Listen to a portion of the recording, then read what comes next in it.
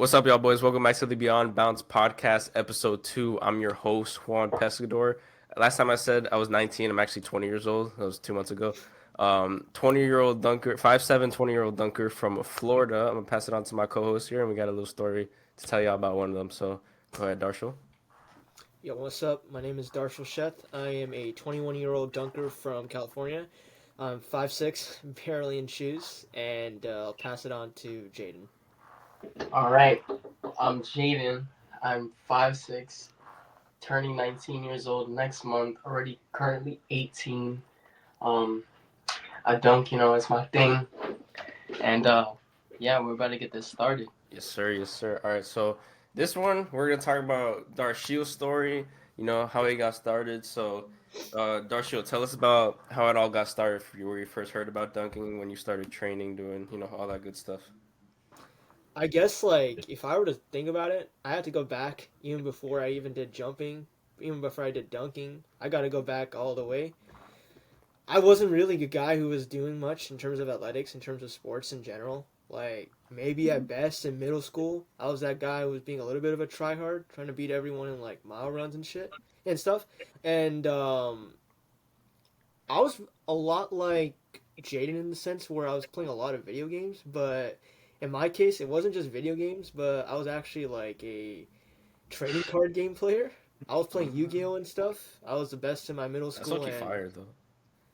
that was the thing that was foundational, I think, actually, in terms of understanding my competitive spirit for things, to be honest. It might have been a waste of money, a waste of time for me, to be honest, and it kind of screwed up my grades, but it's it was a good experience still in terms of understanding that intrinsic motivation why one to do better than Yo, I'm others. sorry, bro. Yo, oh my God, yo, Jade. Yeah, you gotta silence those notifications, bro. Yo, what Yo, is it? okay. No, because I was actually actually in what he was saying. He was talking No, about it's. how if you found the competitive spirit with that, you just hear, bro, because it sounds like farts every single time. Yo, we're leaving that in, bro. All right, keep going, Darshil. All right, let's just have another Oh, pause there just to. All right, there we go. But pretty much even into high school, I really didn't care too much about sports until one day I was just walking with some of my friends who, by the way, are way taller than I am. They're 6'2", 6'3", and they decided to play basketball one day with me, right? And I was like, sure.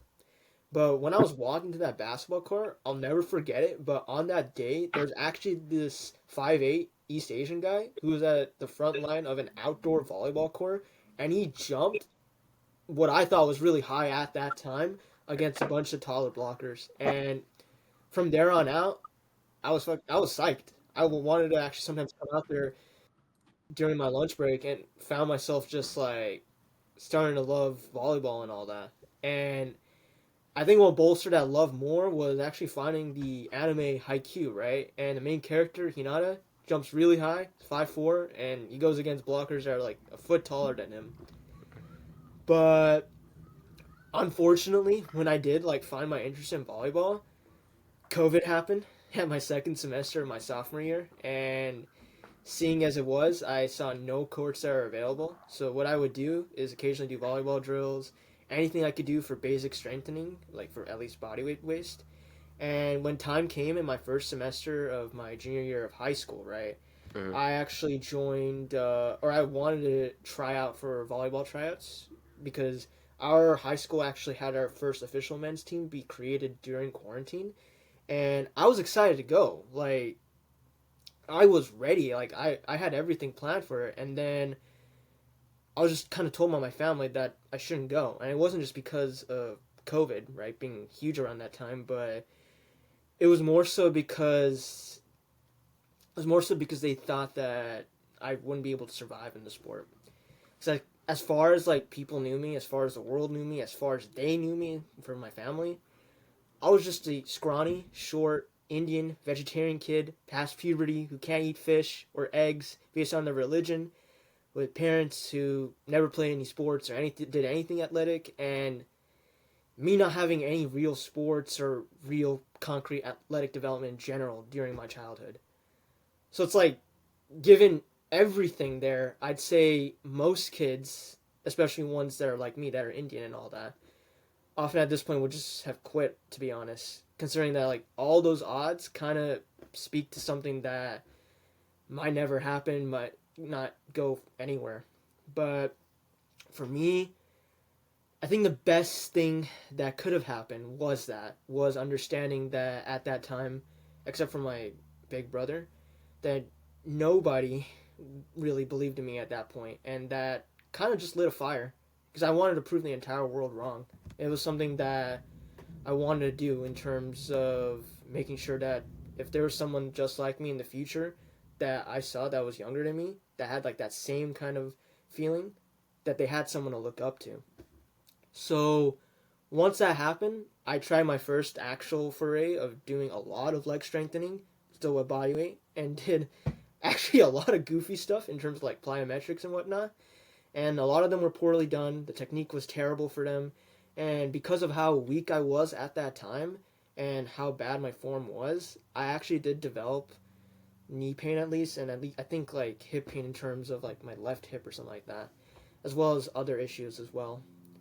And if I remember correctly, around that time, a month or so after taking rest and all that, and I decided to start from scratch in terms of what I wanted to do for volleyball because I didn't really decide a position at all. And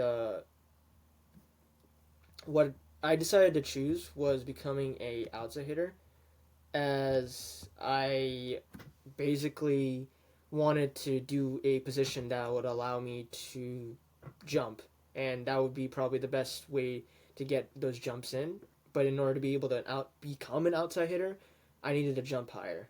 So from then, I'd say my training for jumping then started from there, where I think I had like around a 16 to 20-inch vertical at best in the start of like February 2021. And you can see that actually if you look at my account on Instagram on February 9th. That's the first post I ever had in terms of me posting anything related to jumping. And around that time, I actually had found Athletic Truth Group, and I was unfortunately part of their group for the first few months of me jumping. But in all honesty, given how weak I was, I could give like a little bit of credit to ATG, but it's just generally speaking, I built a lot of like general strength to a point where I was slowly getting over my knee pain simply by just getting stronger. And of course, reducing my jump volume from what I was doing. And from there, increasing my vertical. And as time went on, I added more and more sessions and just kept jumping higher and higher. And around that time, I actually did something similar to I think what Jaden even sometimes does sometimes, which is doing jump sessions barefoot, which I know he advocates for heavily. And around this time, I actually wasn't coached necessarily by ATG either for that long, just because of the fact that the criticism that ATG gives as coaches is, no offense, it's not great, but and it's not to say that I wasn't getting results from the program, but what I did was I took some of the modules that they had and basically ran through the programs that they had at the pace that I thought was best and what ATG says is pain free, right? And eventually, I think around 7 months of training, I basically had around a 26 to 28-inch vertical. And in addition to that, I was also getting better at like at least basic skills for volleyball, as well as starting to go to like rec areas and doing decent for that time given the training progress that I had.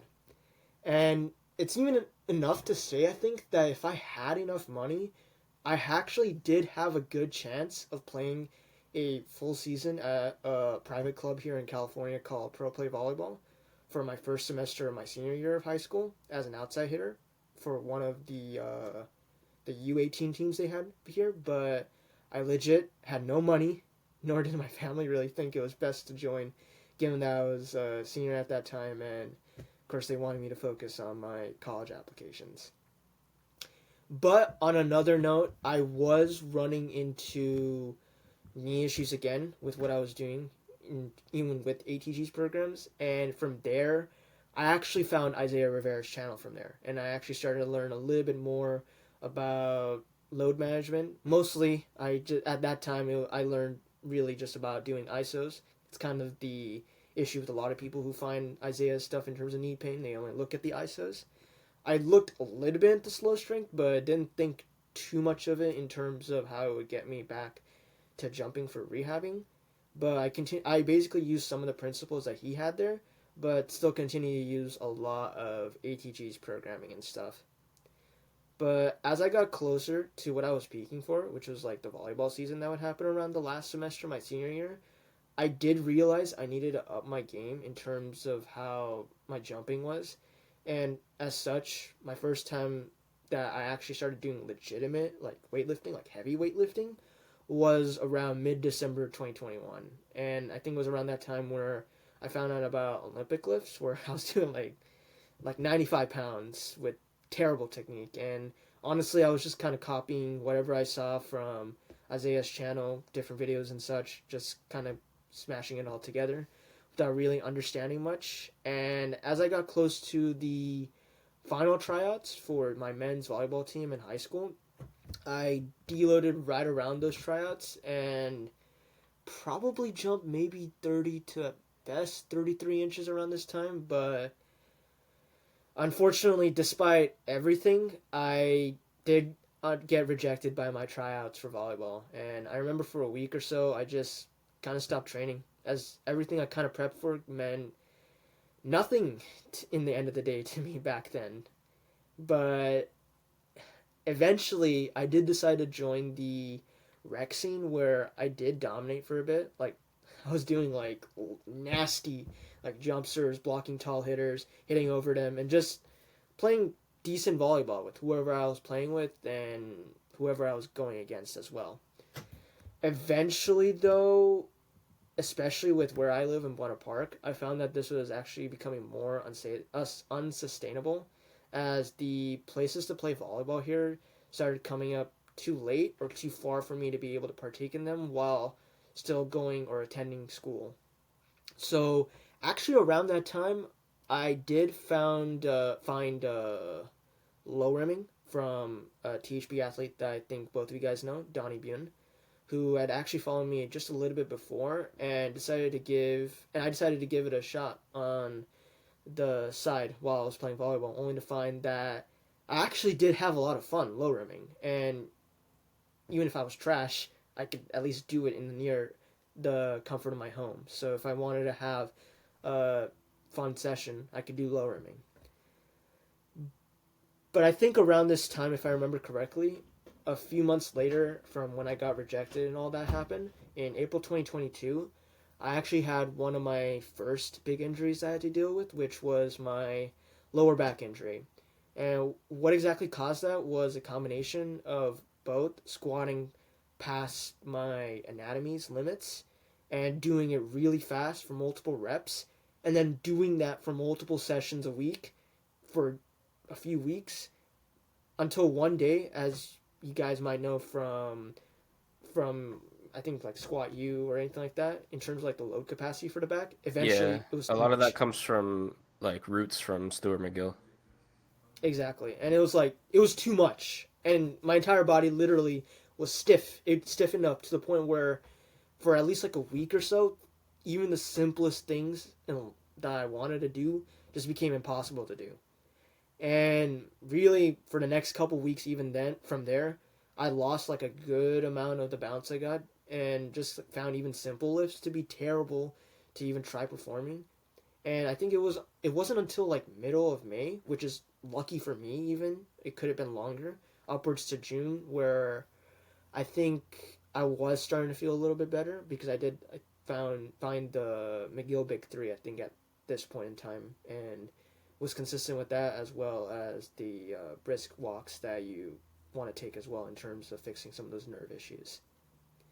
But eventually, as my volleyball stuff started to become a lot more scarce in terms of my availability to it, I think my love, or the time where I really started going to low rimming, actually was inspired by another THB athlete that you guys know, by the name of Jacob Yoon. And back then, Jacob was doing like a lot of different stuff, and it actually convinced me to just start taking dunking a lot more seriously and honestly just dedicating my full time to it instead of just halving it with volleyball. And it's like I'm grateful to Jacob because of the fact that he actually got some, or he helped me get some of my first few like simpler trick dunks down, and found and personally made me fall in love with dunking in general, and with in particular at that point spin dunks. I think is what I really had fun doing when as a result of some of the help that Jacob actually provided for me at that time as well. And after that, in any case, pretty much for a year and a half after that lower back issue that I had, I actually was pretty healthy for a good while with no issues apart from like small flare ups sometimes for my lower back, occasionally pain in like my hip adductors or abductors, and relatively normal cases that you can handle pretty easily of Achilles and knee tendinopathy that were easy enough for me to handle. And generally speaking, I was getting stronger and I was getting more robust as an athlete. And probably the only mistake I made during this year and a half time was doing eccentric training only a year and a half into jump training, like overloaded eccentric training. And technically speaking, you could even say it's less because if you count only the time I was doing heavy weightlifting, it was roughly like maybe 6 months of good or of heavy training that I was doing leading up to that. But I think during this time, around the middle of my first semester of college, I think I got to like a 34-inch vertical or something like that. And then in my second semester of college, there wasn't much improvement, to be honest. At best, I think I did a really terrible, like, I don't even call it a dunk. It was just honestly, like, I got fucking lucky, tipped it in, like on 9.8, 9.9, something like that. And then, and it was like an assisted lob too from my brother. But there was like one race I did for fun, just like, this is like, just like as a side note. But I did like one race for fun for like a 100-meter track event in my second semester. I'd never done this before, but I decided to do it, and I still lost because like actual track and field athletes were competing, but I tested like a 11.3 second time through hand timing, of course. So depending on the person who's hand timing, it could be very inaccurate. So take it as you will. But fast forwarding to I think my first semester of my sophomore year of college, around the end of October 2023, I ran a mesocycle, which honestly, I'm going to say it right now, is probably the best part of my training history in terms of where I PR'd my power snatch at that time by, I think, like around 20 pounds from 115 to 135. My power clean by 10 pounds from 175 to 185. My deep back squat by like 15 pounds from 230 to 245 at that time. My deadlift by 45 pounds from 255 to 300 pounds, all while weighing like 5 pounds lighter than whatever I am right now, which was like 120 pounds back then. And if I recall, even I had like a dunk session where if I was able to finish the dunk with a whole, if I was able to finish the dunk, I was probably dunking solidly, like yamming on like 9.8 or 9.9. So I had my entire hand over the rim, and it was going in like that. But I don't know. I'm honestly speculative on terms of what the rim height for that session was. But if I were to say it with my reach at that time in terms of my approximate vertical, it's probably placing me somewhere around like 36 to 40 inches, maybe less in terms of the range that's being set up, because 40 might be a little too ambitious. And No way what's of your knowing reach for for the sure. people?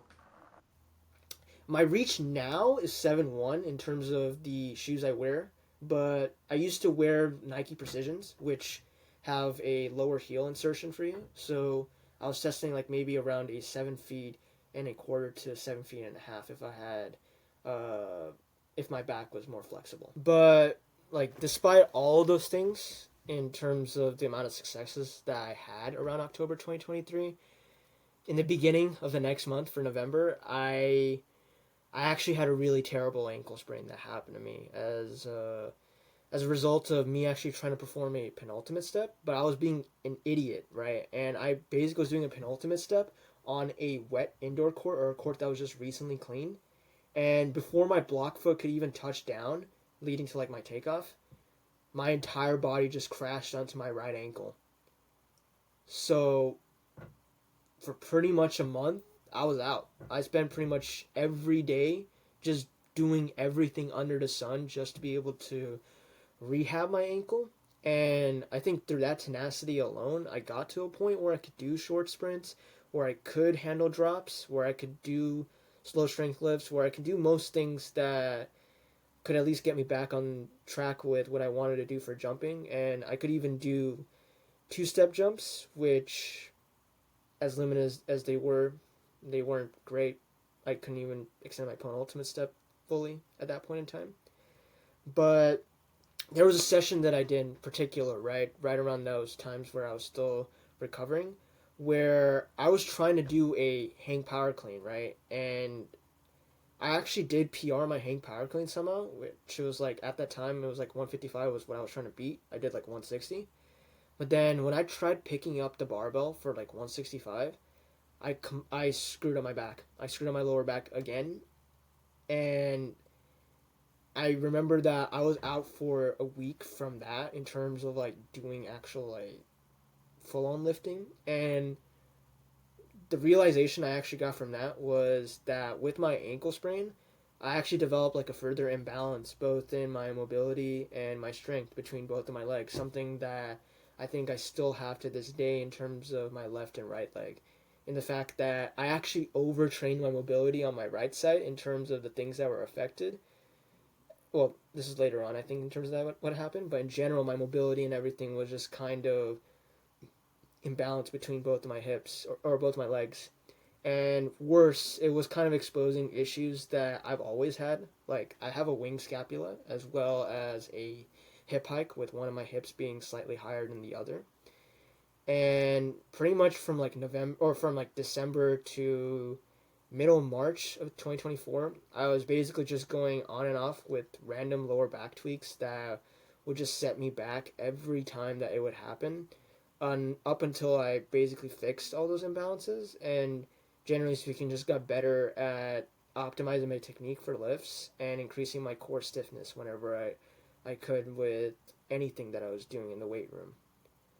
But since then, apart from like some small tweaks that I've had here and there, I've actually been pretty healthy. Like, I've been consistently getting stronger again the last year and a half or so again, or is it a year and a half? Yeah, the last year or so, right? And I think the real limiter right now is just my jump technique and the potential I'm losing out from that, from not being able to use like 100% willingly. Like, I can get my 100%, or I can get a better jump off of bad technique trying to chase a lob, but that's not something I ideally want. I want to be able to control what I'm doing and express more intent through my jump technique. And in addition to that, the other roadblock that I've been facing for a little bit, especially after my ankle sprain, just with how things are in terms of what I do, because I'm also a computer science student. I work in software engineering stuff. I worked at research labs for my college. I've done things in terms of group projects here and competitions. I can't go home as often as I used to in terms of any low rim dunking that I want to do. Like, I might be able to come like every other week in terms of like low rim dunking, and that's one of the things that, honestly, in terms of dunking, it's blunted my progress a lot. And yeah, that's kind of my story. Mm. Yeah, that's a lot to be inspired from for sure. Cause against all odds, you still keep going despite that. So yeah, there's a few things I want to ask. Basically, like, was it that 5'8" guy you mentioned that you played that you saw play volleyball? Was there any other besides him? Was there any other like inspirations for you, like in the dunk community specifically? In the dunk community specifically, I mean, I think I said in terms of like at least trick dunks on lower rims, I think Jacob Yoon, Dom, I think even Hoop and Nate around that time, those are all inspirations for me in terms of some of the dunks that were being done. Mm, nice, nice. And I think And Jaden has then a question for you. Yeah, Yo, so given that you need a 35-inch vertical, what do you say your standing reach is? my standing reach right now is like 7'1", but like back in the day with 7'1" like with shoes, right? 7'1" with the shoes I wear right now. Yes. All right. So, given that you need a 35-inch vertical just to touch rim, what would you say your vertical is now? Hmm. It's a it's a question that I kind of, because like technically, yeah, I would say probably just off of a step, just trying to touch something. I'd say at best it's like 35, 36 still. That's a issue that I find honestly with me jumping, where I express way more intent when I go after a lob, like 1 or 2 inches at least above whatever I can max touch on the day. So yeah, it's complicated. Have you been able to hang on 9 foot 11 rim, Hang on a 9'11" rim. given that you got 2 inches of space because your vertical is 36 inches? I don't know. That's kind of hard to do because you would have to jump your max, but just Yeah, saying. it's a lot of the times I can't. Like, most of the time I can't. I think you Because could be able to if you do hone your skill in when it comes to technique, and that just yeah, takes time, really.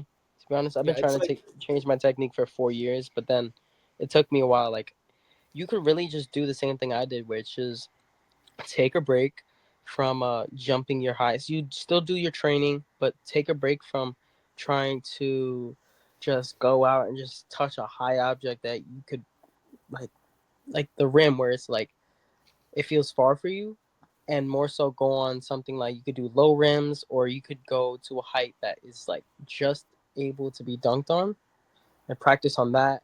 And you can work on your footwork, you could work on your yeah, 1 step, you can work on your 2 step, 3 step approach, and even your 5 step approach, you know what I'm saying? Yeah, yeah, I agree. And I'd just get say used to the motion.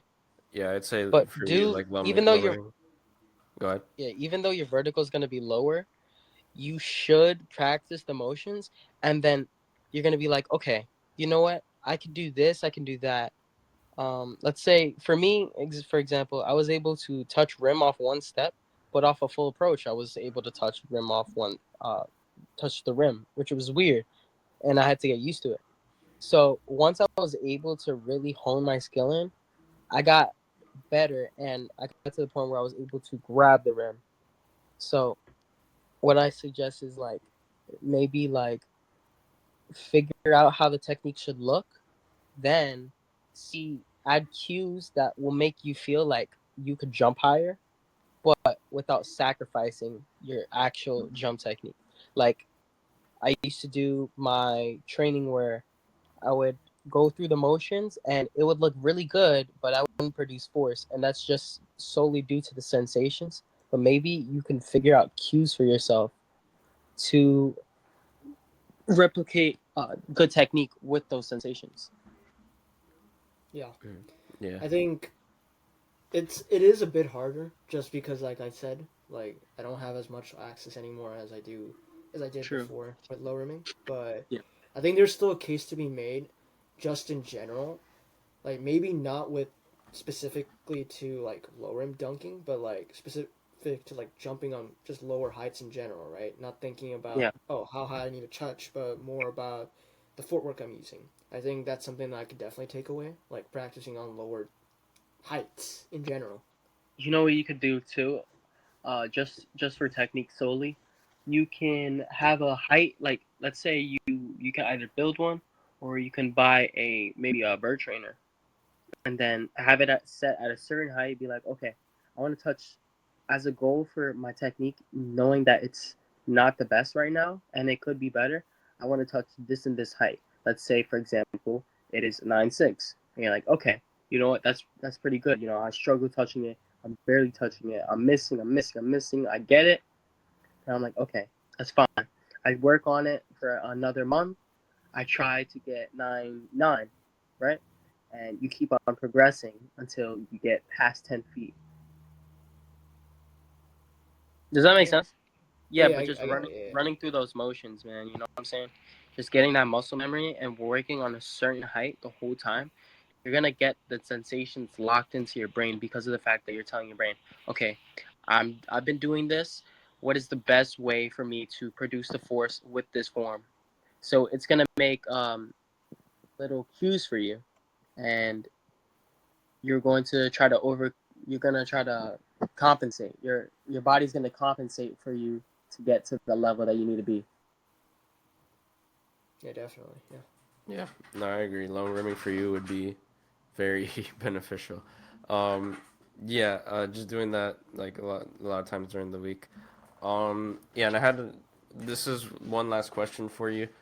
Because you see it in the comments, and we've talked about certain someone that has DM'd you, which I imagine you probably gotten a few others. But how do you deal with the hate, man? How do you sit with that? I mean, if you think about it, like when I first, I think even for all my life, right? I've had instances of just being bullied and stuff. I've dealt with it. I know what it feels like. And then, in addition to that, I, even when I started, I was doubted. I was told I couldn't do this kind of stuff.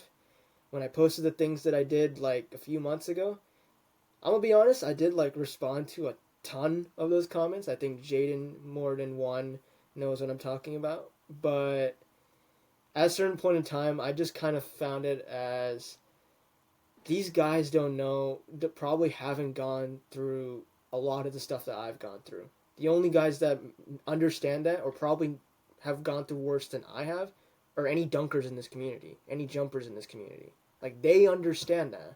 But if you're not one of them, you don't understand what it takes.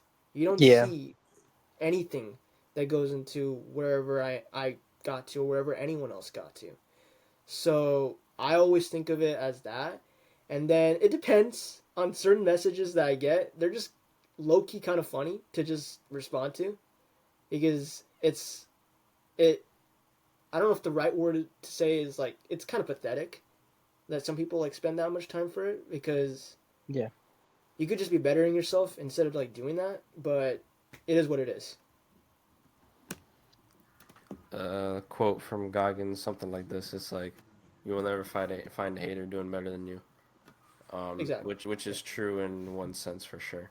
That at least mentally for sure. Like, because if they're actually like taking the time to talk some smack about Yeah. somebody's like genuinely Unless taking like genuine time.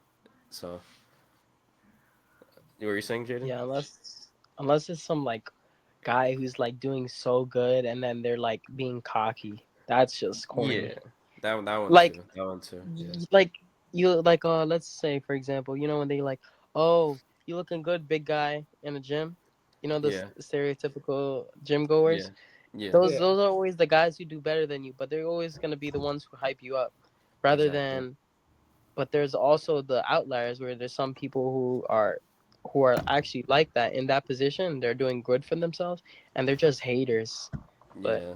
you learn to That's overcome yeah, it, you know? and that's the ego right there.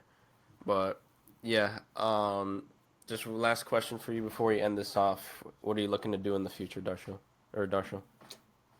For me, well, one of the things that I think I've realized that like it's taken me so long to just even get to it, but it's just getting back to having fun on spin dunks. Because ever since my ankle sprain, I've had that PTSD of just feeling like I'm gonna slip on any spin that I do, even if I'm not, and my intent on it is complete garbage. So as a result of that, so just getting back to getting those spins in, being able to be comfortable with them and doing tricks with them is something I would love to have in the near future.